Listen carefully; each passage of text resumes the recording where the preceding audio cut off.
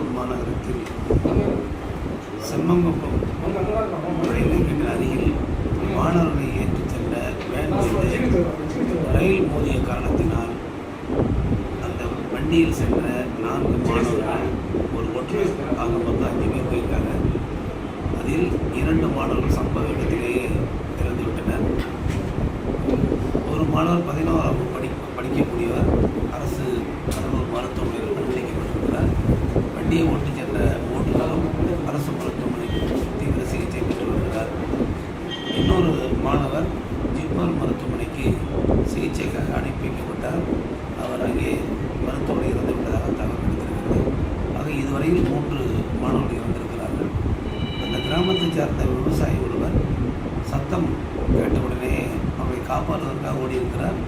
இந்த railway ஹெச்ரிங் line வந்து கீழே கிடந்திருக்கு அருந்து. அதில் எதிர்பாராமல் கால் வைத்த காரணத்தால் அவரும் பாதிக்கப்பட்டு மருத்துவமனையில் சிகிச்சை பெற்று வருகிறார். ஆக மொத்தம் 3 பேர் இறந்திருக்கிறார்கள். 3 பேர் சிகிச்சை பெற்று வருகிறார். இந்த 3 பேரும் ஸ்டேபிளாக இருக்காங்க. உயிருக்கு எந்த ஆபத்தும் இல்லை. அதாவது இறந்த மாணவர்களின் குடும்பத்திற்கு நிவாரண நிதியாக மாண்புமிகு தமிழ்நாடு முதலமைச்சர் அவர்கள் 5 லட்சம் ரூபாய் அறிவித்திருக்கிறார்கள். அது மட்டும் இல்லாமல் மாண்புமிகு முதலமைச்சர் அவர்கள் தொலைபேசி தொடர்பு கொண்டு பாதிக்கப்பட்ட குடும்பத்திற்கு ஆதரவு சொல்வதோடு மட்டுமில்லாமல் தற்போது மருத்துவ சிகிச்சை பெற்று வருபவர்களுக்கு உறுதுணையாக இருந்து அவர்களுக்கு உரிய சிகிச்சை அளிப்பதற்கு நடவடிக்கை மேற்கொள்ள